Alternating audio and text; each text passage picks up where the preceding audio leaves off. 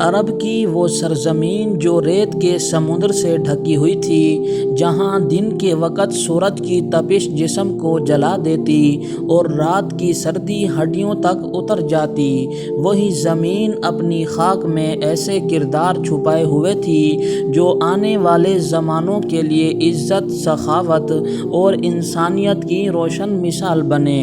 انہی کرداروں میں ایک نام ہے، ایسا نام جو جب بھی سخاوت کا ذکر ہو زبان پر سب سے پہلے آتا ہے، ایک ایسا شخص جو اپنی زندگی میں مہمان نوازی، فیاضی اور انسان دوستی کی ایسی مثال چھوڑ گیا جنہیں وقت مٹا نہ سکا۔ وہ نام ہے حاتم بن عبداللہ الطائی، جسے دنیا حاتم طائی کے نام سے جانتی ہے۔ حاتم طائی کا تعلق عرب کے ایک مشہور قبیلے طے سے تھا۔ یہ قبیلہ نجد اور یمن کے درمیان واقع تھا۔ حاتم کے والد عبداللہ بن سعد طائی نہایت مالدار، اثر اور رسوخ والے شخص تھے اور قبیلے کے سردار مانے جاتے تھے، مگر حاتم کا اصل اثر اپنی والدہ سے آیا، جن کا نام تھا عفیرہ بنت شارحبیل۔ وہ ایک نیک سیرت، دیندار اور رحم دل خاتون تھیں۔ کہا جاتا ہے کہ حاتم بچپن ہی سے ماں کے پہلو میں بیٹھ کر ان کی نرمی، ایثار اور خدا تراسی سیکھتا رہا۔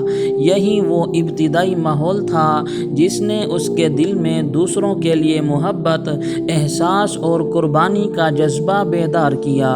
حاتم طائی کی زندگی کی سب سے نمایاں صفت اس کی سخاوت تھی۔ وہ سخاوت جس کی مثالیں عربی شاعری، تاریخ اور روایات میں آج بھی بیان کی جاتی ہیں۔ کہا جاتا ہے کہ ایک بار قبیلے کے کچھ یتیم بچے میلوں دور سے پیاس اور بھوک کی حالت میں قبیلے کے پاس آئے۔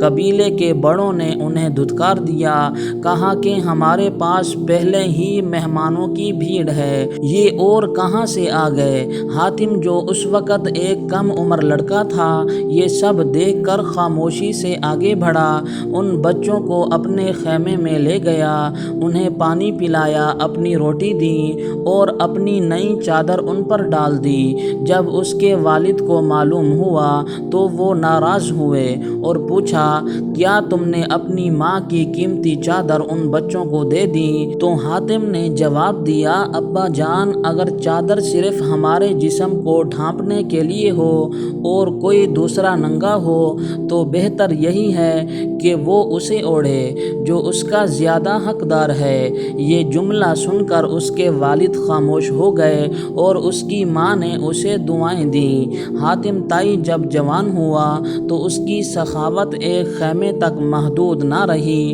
اس نے اپنے خیمے کے باہر ایک جھنڈا نصب کروا رکھا تھا تاکہ دور سے آنے والا مسافر پہچان سکے کہ یہاں سے اسے کھانا، پانی اور عزت ضرور ملے گی۔ اس کے خیمے میں دن رات چولہا جلتا رہتا، گوشت پکایا جاتا، دودھ گرم کیا جاتا، روٹیاں بنتی رہتیں۔ آنے والے مہمانوں، مسافروں، غریبوں، یتیموں، دشمنوں، سب کے لیے اس کا دروازہ کھلا رہتا۔ اس کی خادمہ کہتی تھی کہ میں نے حاتم کو کبھی تنہا کھاتے نہیں دیکھا، اس کے ساتھ ہمیشہ کوئی نہ کوئی ضرور ہوتا۔ کہا جاتا ہے کہ ایک بار کچھ مہمان رات گئے آئے، حاتم کے پاس اس وقت کھانے کے لیے کچھ نہ تھا، مگر اس نے اپنی اونٹنی ذبح کر کے ان کی مہمان نوازی کی۔ ایک مرتبہ اس کے قبیلے کے کچھ سرداروں نے مل کر کہا کہ حاتم کی سخاوت سے قبیلے کا مال ختم ہو رہا ہے، اسے روکا جائے۔ حاتم کو بلایا گیا، وہ ادب سے حاضر ہوا اور کہا، اگر میری سخاوت سے ہمارے قبیلے کا نام بلند ہو رہا ہے تو کیا تم چاہتے ہو کہ وہ نام مٹ جائے؟ اگر دروازے بند ہو جائیں، اگر ہم دوسروں کو خالی ہاتھ لوٹانے لگیں تو ہماری پہچان کیا باقی رہ جائے گی؟ دولت رہے نہ رہے، مگر عزت کا نام باقی رہنا چاہیے۔ یہ بات سن کر سب خاموش ہو گئے اور اسے کہا، حاتم حاتم ہم تمہیں روکنے نہیں آئے تھے، ہم صرف آزمانے آئے تھے، اور تم نے پھر ثابت کر دیا کہ تم وہی ہو جس کے دل میں انسانیت ہے اور عمل میں سچائی۔ حاتم طائی کی شہرت صرف عرب تک محدود نہ رہی بلکہ دور دراز علاقوں میں بھی اس کی سخاوت کے چرچے ہونے لگے۔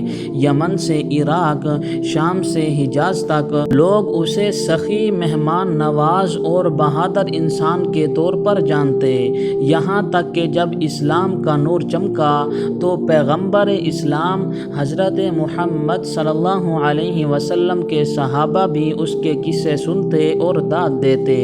خود نبی کریم صلی اللہ علیہ وسلم نے فرمایا کہ حاتم طئی اسلام سے قبل کے بہترین انسانوں میں سے تھا۔ حاتم کی وفات اسلام سے قبل ہوئی مگر اس کی اولاد نے اسلام قبول کیا۔ اس کا بیٹا عدی بن حاتم ایک عظیم صحابی بن کر اسلام کے لیے خدمات انجام دیتا رہا۔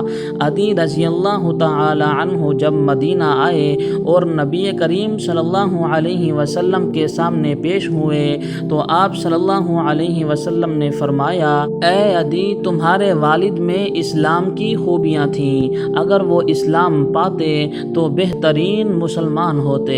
حاتم طائی کی زندگی کا ہر لمحہ، ہر واقعہ، ہر فیصلہ یہی سکھاتا ہے کہ انسان کی عظمت مال میں نہیں بلکہ اس کے دل کی وسعت میں ہوتی ہے۔ وہ شخص جو دوسروں کے لیے جیتا ہے وہی رہتی دنیا تک یاد رکھا جاتا ہے۔ آج بھی اگر کوئی سخی، مہمان نواز اور فراخ دل انسان ہو تو لوگ کہتے ہیں وہ تو حاتم طائی ہے۔